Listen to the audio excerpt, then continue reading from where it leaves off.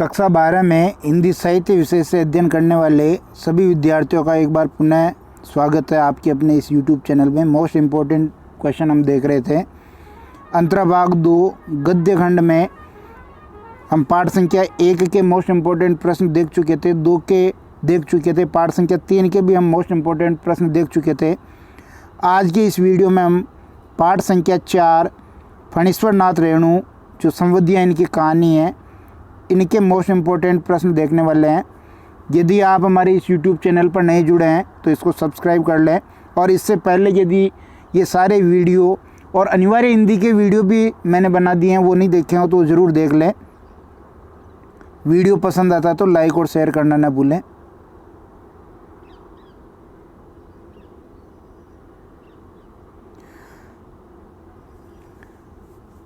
पाठ है अपना चौथा, फणीश्वर नाथ रेणु संवधियाँ इनकी कहानी। पहला प्रश्न हम देखेंगे वस्तुनिष्ठ प्रश्न, यानी फणीश्वर नाथ रेणु का जन्म कहाँ हुआ? जबलपुर मध्य प्रदेश, पूर्णिया बिहार, लखनऊ उत्तर प्रदेश, इलाहाबाद उत्तर प्रदेश।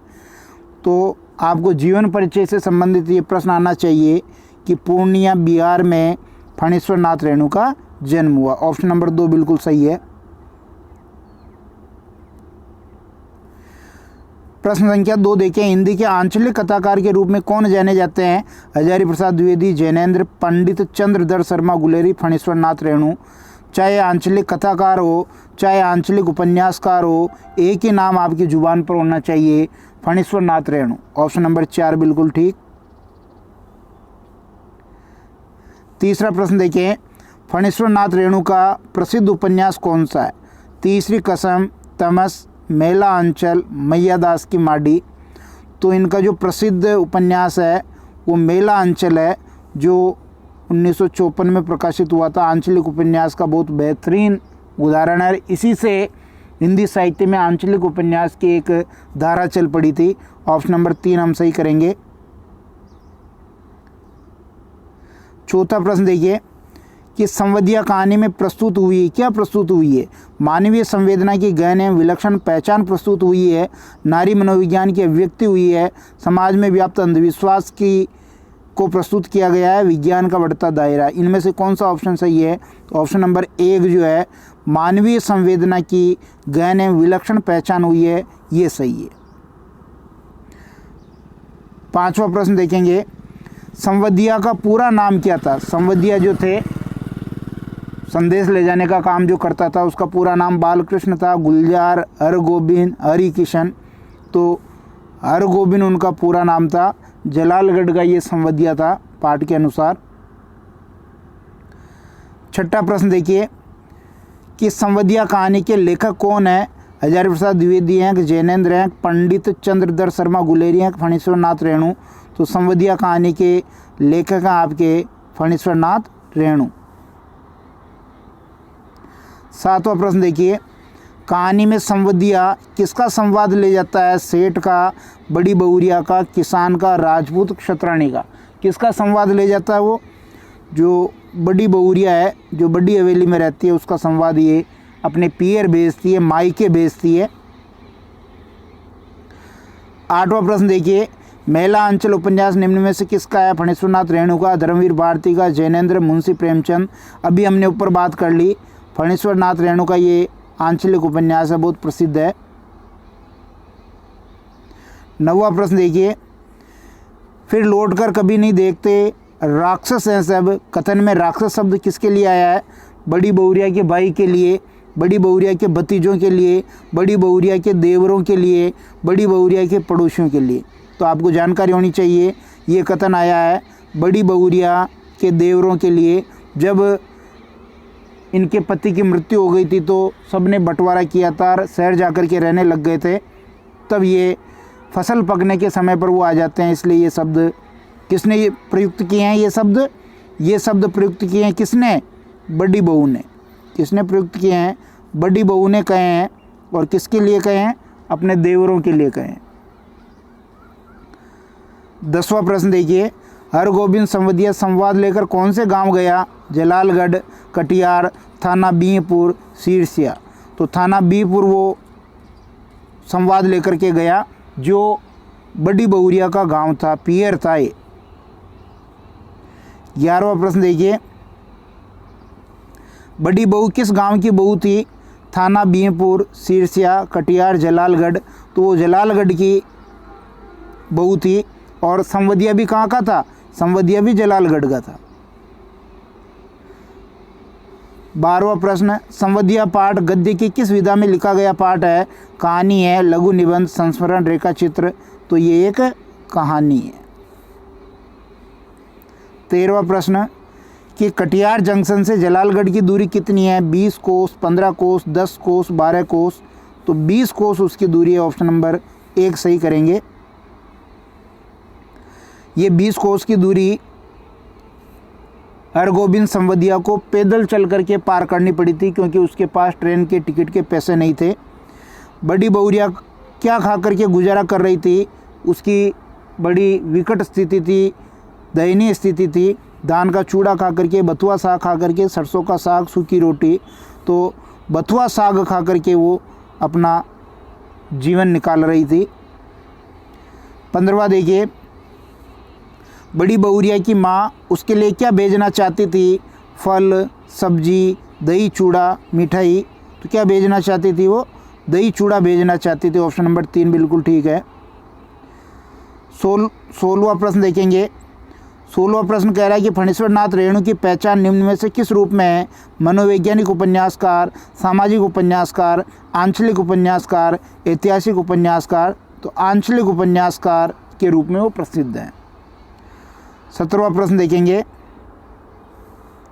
फणीश्वर नाथ रेणु का उपन्यास निम्न में से कौन सा नहीं है? अर्थात 3 उपन्यास इनके हैं, एक नहीं है, मेला अंचल नहीं है, प्रति परिकथा नहीं है, ऋण जल धन जल नहीं है, कितने चौराहे नहीं है। तो इसमें ऋण जल धन जल जो है ये इनका उपन्यास नहीं है, क्योंकि ये इनका एक रिपोर्टाज है। क्या है? रिपोर्टाज। इसके बाद वस्तुनिष्ठ प्रश्नों के बाद हम अति लघुतरात्मक प्रश्नों में आ जाते हैं। अति लघुतरात्मक प्रश्नों के उत्तर हम देखेंगे। तो ध्यान दीजिए, वही प्रश्न हो सकते हैं जो ऊपर ऑब्जेक्टिव टाइप में भी आए हों, लेकिन आपको उत्तर ध्यान होना चाहिए। पहला प्रश्न देखेंगे,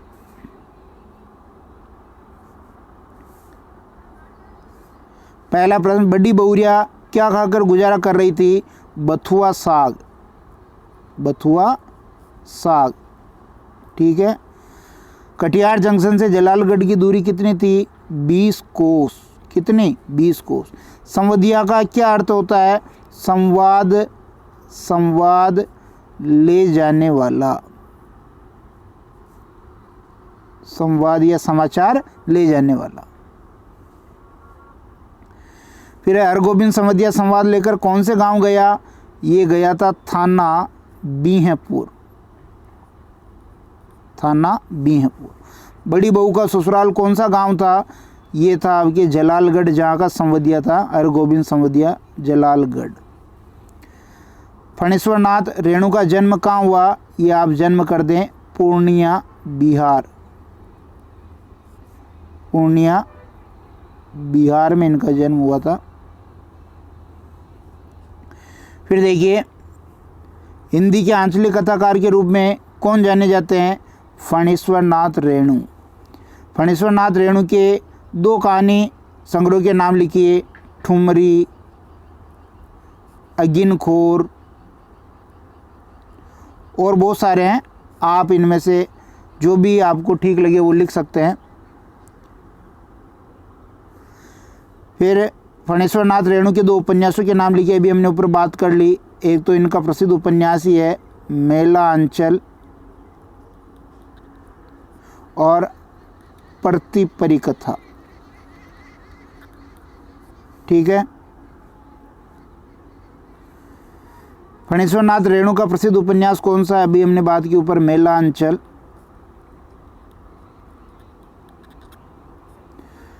संवदिया कहानी में किसकी मार्मिक प्रस्तुति हुई है?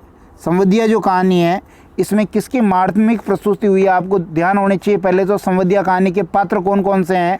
एक तो बड़ी बहू इसकी मुख्य पात्र है, और एक हरगोविंद संवदिया है जो संवाद ले जाता है। लेकिन यहाँ पूछा गया कि किसकी मार्मिक प्रस्तुति हुई है? तो आप लिखेंगे मानवीय संवेदना की गहन एवं विलक्षण पहचान की यहाँ प्रस्तुति हुई है। इसलिए बहुत इम्पोर्टेंट है कि एक तो मानवीय संवेदना, चूँकि हरगोबिंद जो संवदिया था वो मानवीय संवेदना के कारण ही वो बड़ी बहू का संवाद उसकी माँ को नहीं कह पाया था, और उसी के कारण उसने कहा कि आप इस गांव की लक्ष्मी है और लक्ष्मी वापस नहीं जा सकती, मैं आपका बेटा बनकर के आपकी सेवा करूंगा। संवदिया का पूरा नाम क्या था? हरगोबिंद संवदिया। क्या नाम था? हरगोबिंद संवदिया। फिर आगे देखेंगे, कहानी में संवदिया किसका संवाद ले जाता है? बड़ी बहुरिया का। किसका? बड़ी बहुरिया का वो संवाद ले जाता है। फिर लौट कर कभी नहीं देखते, राक्षस है सब, कथन किसका और किसके लिए? तो ये कथन किसका है? एक तो बड़ी बहू का है, यानी बड़ी बहुरिया का है, और किसके लिए? अपने देवरों के लिए। किनके लिए? अपने देवरों के लिए, जो उसके स्वार्थी देवर थे उनके लिए ये आया था। अब हम लघुत्तरात्मक प्रश्न देखेंगे कि लघुत्तरात्मक प्रश्न कौन कौन से मोस्ट इम्पोर्टेंट है। हरगोबिंद ने वापस आकर बड़ी बहू से क्या कहा और क्यों? जब हरगोबिंद उसकी माँ को संवाद ले जाता है तो वो संवाद उसको कह नहीं पाता है, इसलिए वो वापस आता है और वो कहता है कि मैं बेटा बन कर के तुम्हारी सेवा करूँगा, लेकिन तुम जो है गांव छोड़ कर के मत जाओ। और बड़ी बहू भी ये संवाद भेजने के बाद बहुत पछता रही थी। हरगोबिंद को अचरज क्यों हुआ? अचरज इसलिए हुआ क्योंकि आज के इस समय में जब जगह जगह डाकघर खुल गए थे, ऐसे में संवदिया को अगर कोई बुला रहा संवाद भेजने के लिए तो उनको आश्चर्य हुआ, क्योंकि आज के समय में डाकघर के जरिए भी संवाद भेजा जा सकता है। संवदिया के बारे में गांव के लोगों की क्या धारणा थी? गांव के लोग उसको निठल्ला और पेटू मानते थे। उनका ये मानना था कि ये औरतों का गुलाम है और कुछ काम करता नहीं, निठल्ला है, कामचोर है, पेटू है। इस प्रकार उत्तर लिख देंगे आप। बड़े भैया के मरने के बाद हवेली की क्या स्थिति हुई? बड़े भैया जब जीवित थे तब तक तो सब कुछ ठीक रहा, लेकिन उनके मरने के बाद 1 घंटे की बीमारी में उनकी मृत्यु हो गई, और उनके मरने के बाद जो है तीनों भाइयों ने बंटवारा कर लिया और एक एक चीज़ का बंटवारा किया, जिससे बड़ी बहू की जो है स्थिति खराब हो गई। उधार का सौदा खाने में बड़ा मीठा लगता है, कथन किसने किसको और क्यों कहा? ये कथन मोदियाइन का है। किसका कथन है ये? मोदियाइन का कथन है। और ये किस को कहा था? ये बड़ी बहू को कहा था। किसको कहा था? बड़ी बहू को कहा था। और ये बड़ी बहू को इसलिए कहा था क्योंकि उसके पास पैसे थे नहीं और उसने उधार जो सामग्री खरीदी थी उसका वो भुगतान नहीं कर पा रही थी, इसलिए ये मोदियाइन जो है तमक करके उसके हवेली के वहाँ पैसे मांग रही थी।